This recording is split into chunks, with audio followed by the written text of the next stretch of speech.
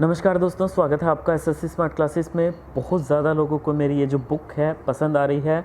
उसके जो आपको रीज़न बताए थे पसंद आने के, वो बिल्कुल एग्जैक्ट हैं।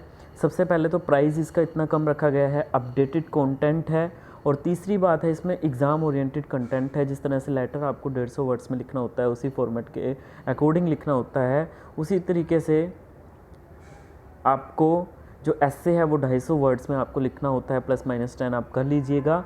और मार्केट में आप जितनी बुक्स लेते हो ना तो वो अपडेटेड होती हैं, प्राइस उसके इतने ज़्यादा होते हैं, और अलग अलग चैनल पे इतने ज़्यादा प्राइस रखे हुए हैं। मैं आपको आप यकीन नहीं करेंगे, इस बुक को इतने सारे स्टूडेंट लाइक कर चुके हैं और इनकी आपको प्रैक्टिस करनी है। और सबसे ज़्यादा डाउट ये आता है कि आपको जो अपडेटेड बुक है वो कैसे मिलेगी, और उसके लिए अलग से चार्जेस आपको पे करना पड़ेगा या नहीं करना पड़ेगा। बिल्कुल भी आपको अलग चार्जेस इसके लिए पे नहीं करना पड़ेगा, आपको अलग से चार्जेस पे नहीं करना पड़ेगा। मैं जो अपडेटेड बुक है वो .docx फाइल में कन्वर्ट करके रखता हूँ, MS ऑफिस फाइल। तो उस फाइल को जो भी मतलब जिस लिंक से आपने परचेज़ की है बुक, अगर इन फ्यूचर कभी भी आप उस बुक को दोबारा से डाउनलोड करोगे सेम लिंक से, आपसे वो डाउनलोड हो जाएगी और उसमें अपडेटेड कंटेंट अपने आप आ जाएगा।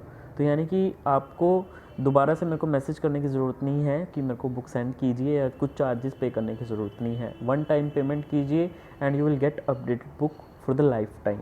ये सबसे बड़ी इसकी खास बात है। और प्रैक्टिस करिएगा, इसमें से जितने अपडेटेड टॉपिक हैं सारे बहुत बेस्ट हैं आपके एग्ज़ाम के लिए, प्रैक्टिस करिएगा। चलिए आज का टॉपिक हम स्टार्ट कर लेते हैं। और गूगल पे करिए, ज़्यादा सही है। गूगल पे से मैं डायरेक्टली आपको मेल कर देता हूँ ये फाइल्स, तो वो ज़्यादा सही है। और लिंक वैसे डिस्क्रिप्शन में दिए हुए हैं, डिटेल सारी आप जाके चेक कर लीजिएगा। ग्रॉस डोमेस्टिक प्रोडक्ट, जितने भी टॉपिक बनाए हैं बहुत ही ज़्यादा रिसर्च की गई है, बहुत ही अच्छे तरीके से कंपाइल किए गए हैं। किसी भी देश की आर्थिक सेहत को मापने का पैमाना या जरिया है GDP, gross domestic product. Bharat में जीडीपी की गणना प्रत्येक तिमाही में की जाती है। जीडीपी का आंकड़ा अर्थव्यवस्था के प्रमुख उत्पादन क्षेत्रों में उत्पादन की वृद्धि दर पर आधारित होता है। जीडीपी के तहत कृषि, उद्योग व सेवा, ये तीन जो प्रमुख घटक होते हैं आते हैं। इन्हीं के उत्पादन बढ़ने या घटने के औसत के आधार पर जीडीपी दर तय होती है। ड्यूरिंग द लॉकडाउन पीरियड, सबसे ज़्यादा ये इंपॉर्टेंट टॉपिक है आपका gross domestic product. During the lockdown period GDP जो है वो क्या थी भारत की, क्या कुछ रही। तो ये सबसे अच्छा जो एग्ज़ाम में आने वाला पॉइंट है। तो यहाँ पे वही है, क्योंकि लॉकडाउन के दौरान ना तो कोई प्रोडक्शन हो सका, सिर्फ ज़रूरी की सामान की चीज़ें ही, essential services like banking services, बाकी जितनी भी सर्विसेज हैं, बस सर्विस हो, ट्रांसपोर्टेशन हो, सबको बंद करके रखा गया। तो इस वजह से जीडीपी बहुत ज़्यादा गिरी है। इन क्षेत्रों में उत्पादन बढ़ने या घटने के औसत के आधार पर जीडीपी दर तय होती है। भारत में सेंट्रल स्टैटिस्टिक्स ऑफिस CSO साल में 4 दफ़ा जीडीपी का आकलन करता है, यानी कि हर तिमाही में जीडीपी का आकलन किया जाता है। हर साल यह सालाना जीडीपी ग्रोथ के आंकड़े जारी करता है। जीडीपी से एक तय अवधि में देश के आर्थिक विकास और ग्रोथ का पता चलता है। तो ये अच्छा टॉपिक है और एग्ज़ाम ओरिएंटेड टॉपिक है। आगे देखिएगा, कोरोना वायरस की वजह से पूरी दुनिया की अर्थव्यवस्था तबाही के कगार पर है। बहुत अच्छी लाइन है। अमेरिका सहित तमाम आर्थिक ताकतें इसका असर झेल रही हैं। ये भी बहुत अच्छी लाइन है। एग्जामिनर इम्प्रेस होकर आपको मार्क्स देने पर ओब्लाइज्ड होगा। वहीं भारत भी इससे अछूता नहीं है। भारतीय अर्थव्यवस्था की बात करें तो भारतीय अर्थव्यवस्था में बीते 40 साल में पहली बार इतनी बड़ी गिरावट आई है। अच्छी लाइन है। असल में कोरोना महामारी के चलते देश भर में 2 महीने संपूर्ण लॉकडाउन रहा, जिससे आर्थिक गतिविधियाँ, ये लगभग लिख लेना आप देश में लगभग 2 महीने, जिससे आर्थिक गतिविधियाँ पूरी तरह से ठप पड़ गई। वित्त वर्ष 2021 की अप्रैल-जून तिमाही में भारत की जीडीपी ग्रोथ में उम्मीद से ज़्यादा गिरावट आई है। पहली तिमाही में जीडीपी ग्रोथ -23.9% दर्ज की गई। ये बहुत ही इंपॉर्टेंट लाइन है, इसको नहीं लिखोगे तो आपको मार्क्स नहीं मिलेंगे अच्छे।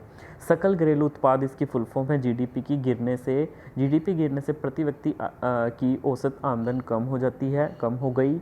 जीडीपी में गिरावट से रोजगार दर में भी कमी आ गई। लॉकडाउन की वजह से मैन्युफैक्चरिंग सेक्टर के हालात काफ़ी बदतर हो चुके हैं। आने वाले समय में इस क्षेत्र में परेशानियां और बढ़ सकती हैं। मैन्युफैक्चरिंग सेक्टर में 39.3% की गिरावट दिखी है। वहीं कंस्ट्रक्शन सेक्टर की बात करें, कंस्ट्रक्शन सेक्टर की ग्रोथ रेट में 50.2% की गिरावट आई है। लॉकडाउन की वजह से व्यापार होटल, परिवहन लंबे समय तक बंद रहे हैं। इन तीनों क्षेत्रों में काम करने वाले लोगों पर जीडीपी का बहुत असर हुआ है। आगे देखिएगा कॉन्क्लूजन पार्ट। कुछ मुख्य अर्थशास्त्रियों ने जीडीपी को पुनर्जीवित रिवाइव करने के लिए कुछ तरीके बताए हैं। जैसे जैसे व्यक्ति की आय कम होने लगती है वह उपभोग कम कर देता है, और जब उपभोग कम होने लगता है तो कोई भी बिजनेसेस या फर्म निवेश करना, इन्वेस्टमेंट करना बंद कर देती हैं। तो ऐसे में सरकार व्यक्ति, बिजनेस या फर्म को ज़बरदस्ती निवेश करने पर मजबूर नहीं कर सकता। यानी कि सरकार एक आम बंदे को ओब्लाइज्ड मजबूर नहीं कर सकती कि आप बाज़ार में जाकर के ख़रीदी करें, या फिर बिजनेसेस या फर्म्स को सरकार ये नहीं कह सकती कि आप इन्वेस्टमेंट करिए, क्योंकि ये सारा मार्केट के अकॉर्डिंग चलता है। डिमांड एंड सप्लाई, उसी के अकॉर्डिंग ये जो चीज़ें हैं डिसाइड होती हैं कि किसी भी बिज़नेस है, कोई भी व्यक्ति है, फर्म है, वो तभी इन्वेस्टमेंट करेगा जब उसको लगता है कि उसको वहाँ पे अच्छा खासा प्रॉफिट होने लगेगा। प्रॉफिट कब होगा? जब there is a demand of the products, ठीक है, तो उससे रिलेटेड वो तभी ये चीज़ करेगा। इसी तरह का तर्क आयात व निर्यात के लिए भी लागू होता है। इसलिए इन सभी परिस्थितियों में जीडीपी को बढ़ाने का एकमात्र उपाय रह जाता है, वह है सरकार। अब सरकार किस तरीके से ये जो चीज़ें हैं वो कर सकती है। सरकार ज़्यादा से ज़्यादा ब्रिज बना सकती हैं, सड़कें बना सकती हैं, ताकि जो पैसा है वो सीधा लोगों को तनख्वाह के रूप में दिया जा सके, क्योंकि लोगों को रोज़गार प्रोवाइड करेगी वो, और कंस्ट्रक्शन का काम शुरू कर दे ज़्यादा से ज़्यादा। लेकिन असल में गवर्नमेंट जो है वो जीडीपी को सुधारने के लिए दूसरी चीज़ें करने लग रही है, जो कि देखा जाए तो ये लॉन्ग टाइम के लिए बिल्कुल ठीक नहीं है। कैसे? क्योंकि यहाँ पे क्या हो रहा है, सरकार प्राइवेटाइजेशन पे पूरा फोकस कर रही है, तो इससे तो लोगों की नौकरियाँ और जाने का खतरा बना हुआ है। सरकार तो ये सोच रही है कि अभी यहाँ पे बस जीडीपी कंट्रोल हो जाए, इसकी ग्रोथ रेट में थोड़ी सी इम्प्रूवमेंट आ जाए, और फिर उसके बाद सब कुछ ठीक हो जाएगा। लेकिन उसके बाद फिर बेरोज़गारी तो बढ़नी ही बढ़नी है, जब इतने सारे लोग जो हैं वो नौकरियाँ प्राइवेटाइजेशन करने से बेरोज़गार हो जाएंगे, क्योंकि सरकार को ये लगता है कि प्राइवेटाइजेशन करने से वो सारे लोग जो हैं वो वहाँ पे ट्रांसफ़र हो जाएंगे, और हमें जो है वो इस चीज़ से निजात मिलेगी। अब और अगर और ठीक है, जिससे अर्थव्यवस्था को जो है वो कुछ समय के लिए पुनर्जीवित किया जा सकता है। अगर सरकार अब भी सही समय पर पर्याप्त खर्च नहीं कर पाती, तब हमारे देश के अर्थव्यवस्था को उभरने में काफ़ी लंबा समय लग जाएगा। ये बहुत ही अच्छा टॉपिक है जीडीपी से रिलेटेड। तो अगर आपको ये टॉपिक अच्छा लगे, वीडियो अच्छी लगे, पीडीएफ चाहिए तो आप जाके सब्सक्राइब कर दीजिएगा, और अगर आपको ये पीडीएफ चाहिए तो आप डिस्क्रिप्शन में जाके चेक कर सकते हैं। तब तक के लिए धन्यवाद। आपका दिन शुभ हो।